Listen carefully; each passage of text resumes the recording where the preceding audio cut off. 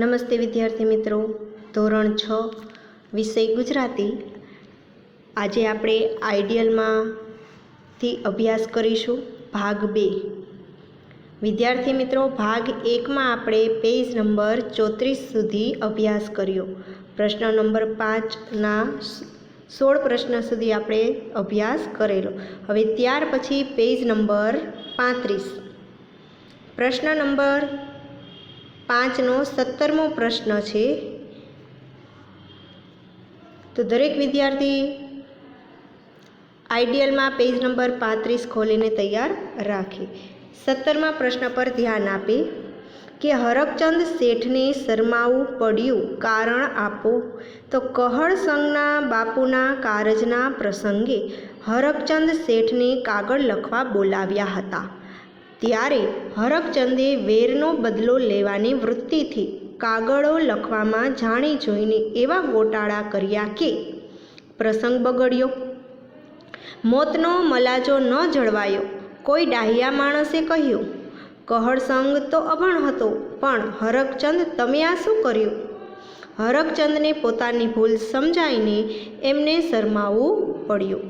ત્યાર પછી પ્રશ્ન નંબર 6 સવિસ્તર ઉત્તર લખો. તો તેનો જવાબ પણ વિદ્યાર્થી મિત્રો આઈડિયલમાં આપેલો જ છે કે પાત્ર પરિચય આપો.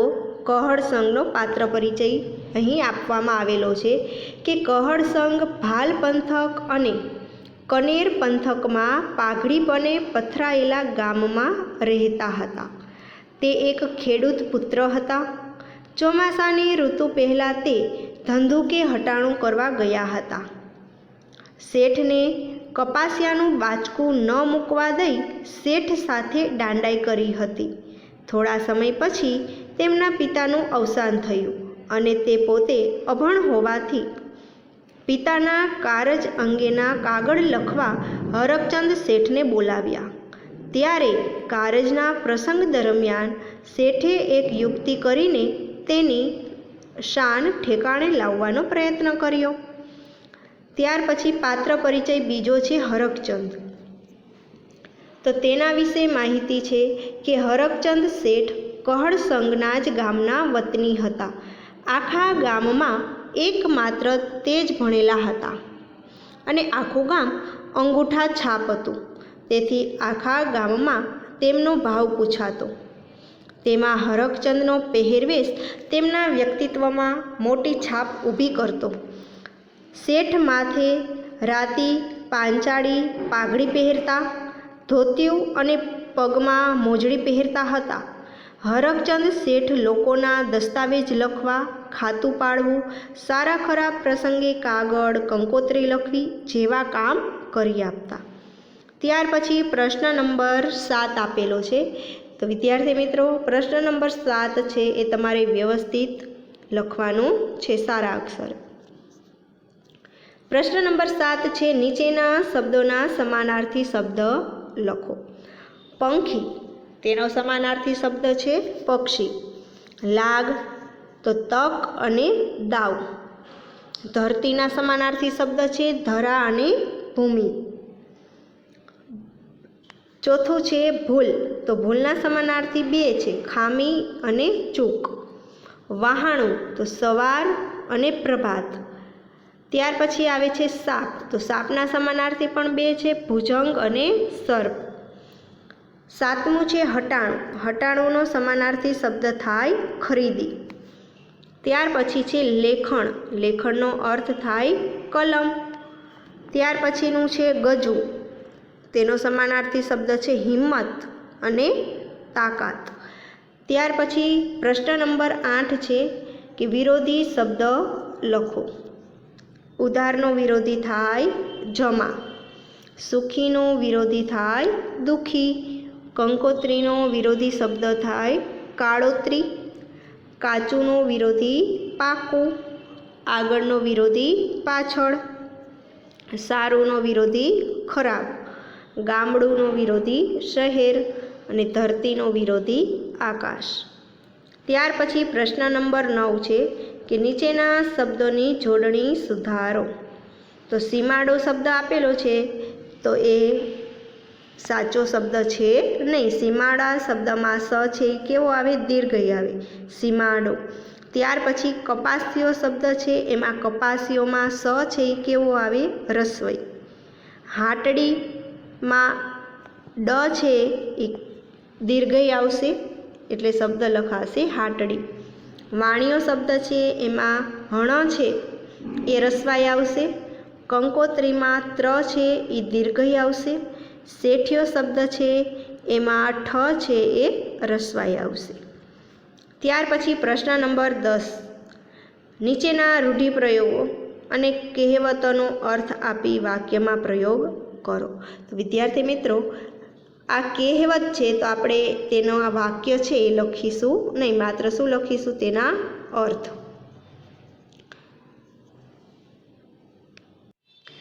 પેલું છે કે કપાળમાં ઉગે વાળ તો ભાલમાં ઉગે ઝાડ. તો તેનો અર્થ થાય કે સાવ ઉજળ જ્યાં ઝાડ પાન જોવા ન મળે.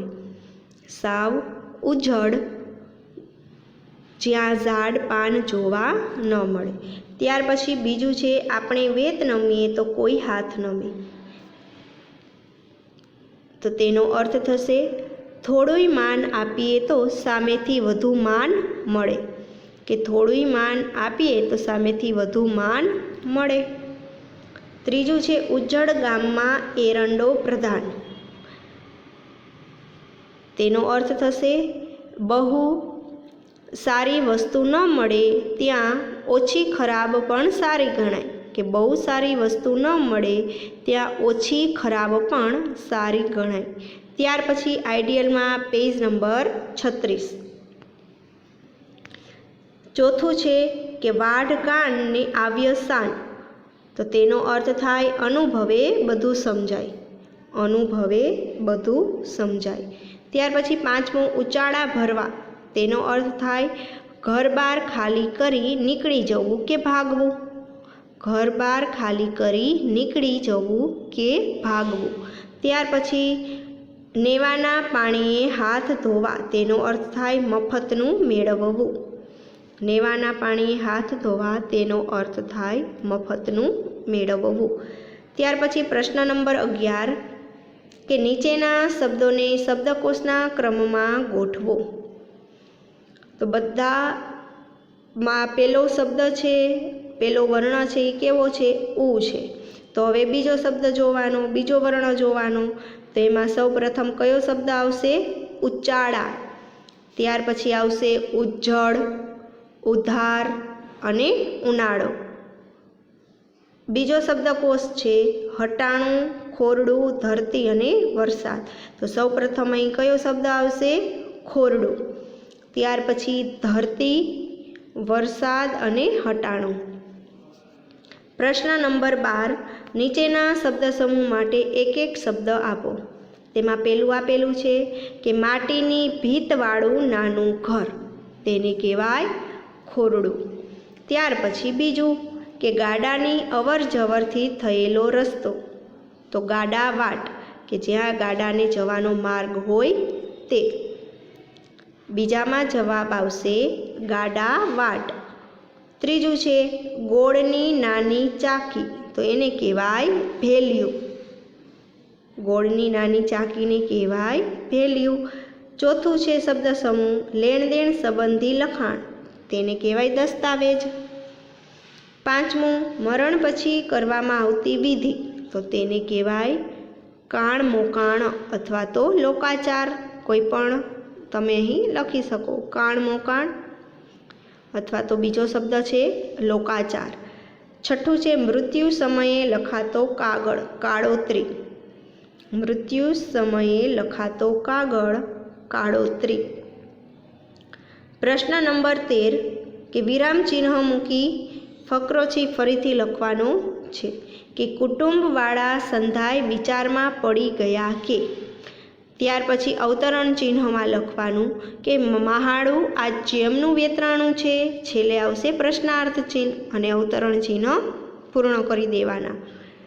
બીજું છે શું કરું શેઠ, બળદ ઝાલ્યા નથી રહેતા, એમ કહીને કહળ સંગે તો ગાડું મારી મેલ્યું. તો અહીં ઉદ્ગાર વાક્ય છે, તો શું કરું શેઠ, ત્યાં આવશે ઉદ્ગાર ચિહ્ન અને અવતરણ ચિહ્નમાં લખવાનું અને એમ કહીને કહળ સંગે તો ગાડું મારી મેલ્યું, અહીંયા પૂર્ણ વિરામ આવશે. ત્યાર પછી ભૈસાબ એ શબ્દ છે એ અવતરણ ચિહ્નમાં લખવાનું અને ભૈસાબ પછી શું કરવાનું છે, અલ્પ વિરામ. કપાસિયા ભરીએ કોઠી થોડી જ ફાટી જાય, અહીંયા આવશે પ્રશ્નાર્થ ચિહ્ન. ભલા થઈને આટલું બાચકું લેતા જાઓ, અહીંયા આવશે ઉદ્ગાર ચિહ્ન અને અવતરણ ચિહ્ન પૂરા. વળી બીજી વાર આવશે અવતરણ ચિહ્ન હરકચંદ શેઠ, ત્યાર પછી આવશે અલ્પ વિરામ. ગામમાં હાટડી માંડીને બેઠા છો તો માલ લઈ જવા આગવું ગાડું ભાડે કરી લેતા હો તો અહીંયા આવશે પ્રશ્નાર્થ ચિહ્ન. નરી વાણિયા વિદ્યા જ વાપરો છો, છેલ્લે આવશે ઉદ્ગાર ચિહ્ન અને અવતરણ ચિહ્ન પૂર્ણ કરી દેવાનું. ત્યાર પછી પેજ નંબર 37, પ્રશ્ન નંબર 14 કે નીચેની સંજ્ઞાઓના પ્રકાર જણાવો. ગાડું તો એ છે જાતિવાચક સંજ્ઞા. ચોમાસું તો એ છે જાતિવાચક સંજ્ઞા. બળદ તો એ પણ કેવું છે, જાતિવાચક સંજ્ઞા. લાગ તો એ પણ ભાવવાચક સંજ્ઞા. ગુજરાત એ છે વ્યક્તિવાચક સંજ્ઞા. સૌરાષ્ટ્ર એ છે વ્યક્તિવાચક સંજ્ઞા. ત્યાર પછી પ્રશ્ન નંબર 15, માગ્યા મુજબ ઉત્તર લખો કે પાઠમાંથી વાક્ય શોધીને તેના પ્રકારની સામે લખો. તો પેલું આપેલું છે પ્રશ્ન વાક્ય, તો હવે પાઠમાંથી ગોતીને અહીં લખવાનું. તો આપણે અહીં વાક્ય લખ્યું કે કાયમ મફતિયું કોણ લઈ જાય, એ છે પ્રશ્નાર્થ ચિહ્ન, એટલે છેલ્લે પ્રશ્નાર્થ ચિહ્ન કરવાનું. તો આ વાક્ય કેવું કહેવાય, પ્રશ્ન વાક્ય. હવે ઉદ્ગાર વાક્ય, જેમાં ઉદ્ગાર ચિહ્ન વપરાયું હોય તેવું વાક્ય છે કે શેઠિયાને બોલાવીને પૂછો તો ખબર પડે ને. સાદું વાક્ય, હરકચંદને તેડું મોકલ્યું. આજ્ઞાર્થ વાક્ય, એમાં આવશે એ કહળ સંઘભાઈ ઘડી 7 બળદિયાને તાણી ચાલો ને, એ જે આજ્ઞા આપે છે. બીજું છે કે તળપદા શબ્દોને સ્થાને માન્ય ભાષાના શબ્દો લખો. કે હટાણું, તો હટાણુંને કહેવાય ખરીદી. હાટડી એટલે નાની દુકાન. વચાર્ય એટલે વિચાર, વચાર્યનો અર્થ થશે વિચાર. ઈમાં એટલે એમાં. ખોરડાનો અર્થ થાય ઝૂંપડું. મોર્યનો અર્થ થાય આગળ. રીડિયો એટલે રાડ. થયું એટલે થયું. ભાઈ એટલે ભાઈ. નરાતાર એટલે નર્યું. વાહીનો અર્થ થાય પાછળ. મનેક એટલે માણસ. ત્યાર પછી ત્રીજું છે કે શબ્દભેદ પારખો અને વાક્ય પ્રયોગ કરો. તો પહેલો શબ્દ શાન આપેલું છે, સ મીંડાવાળો, તો તેનો અર્થ થાય ભપકો અને વાક્ય બનશે કે માણસને હંમેશા શાનથી રહેવું ગમે છે. શાન છે તેનો અર્થ સમજણ, તો વાક્ય થશે ઉંમર થવા છતાં શાન ઠેકાણે ન આવી. ઉંમર થવા છતાં શાન ઠેકાણે ન આવી.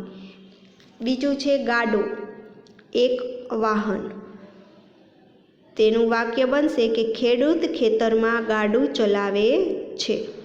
ત્યાર પછી ગાંડું, તો ગાંડુનો અર્થ થાય પાગલ, તો એ વાક્ય છે કે હજી તો દીકરો ગાંડું ગાંડું બોલે છે. ત્રીજું છે ચોમાસું, ચોમાસુનો અર્થ થાય વર્ષા ઋતુ. વાક્ય બનશે ચોમાસું પૂરું થતાં ચારે બાજુ લીલુંછમ થઈ જાય છે. અને ચોમાસું ઉપર અનુસ્વાર ન કરવામાં આવે તો એનો અર્થ થાય ચોમાસાને લગતું. તેનું વાક્ય બને ચોમાસું પાક સારો થયો છે. ત્યાર પછી સાંભળવું અને સાંભળવું, તો સાંભળવુંનો અર્થ શું થાય, યાદ આવવું. વાક્ય બને કે તું મને બહુ જ સાંભળે છે, અને સાંભળવું તો શ્રવણ કરવું, તેનો અર્થ થાય શ્રવણ કરવું. અને વાક્ય બને બા સાંજે કથા સાંભળવા મંદિરે જાય છે.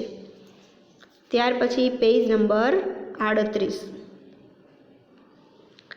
ચોથું છે કે પાઠ વાંચીને દ્વિરુક્ત શબ્દો લખી વાક્ય પ્રયોગ કરો. અહીં ઉદાહરણ આપેલું છે સારા નરસા, તો એ દ્વિરુક્ત શબ્દ છે અને વાક્ય બન્યું કે સારા નરસા દિવસો તો આવે ને જાય. એવો જ પાઠમાંથી બીજો શબ્દ લીધો આપણે આગું પાછું, તો વાક્ય બને કે બીજું આગું પાછું ખરીદી કરી ગાડામાં મૂક્યું. વહેલું મોડું, તેનું વાક્ય બને મૃત્યુ તો વહેલું મોડું સૌ કોઈનું આવવાનું જ છે. ત્રીજું છે તાણી ઝાલી, તેનું વાક્ય બનશે ઘડી સાત પડદ્યાને તાણી ઝાલી લોને. તો વિદ્યાર્થી મિત્રો, અહીં આપણે આઈડિયલમાં પેજ નંબર 35, 36, 37 અને 38 છે પૂરા કર્યા. તો તમારે વ્યવસ્થિત આઈડિયલમાં સારા અક્ષરે લખવાનું છે. અસ્તુ. જય હિન્દ. વંદે માતરમ.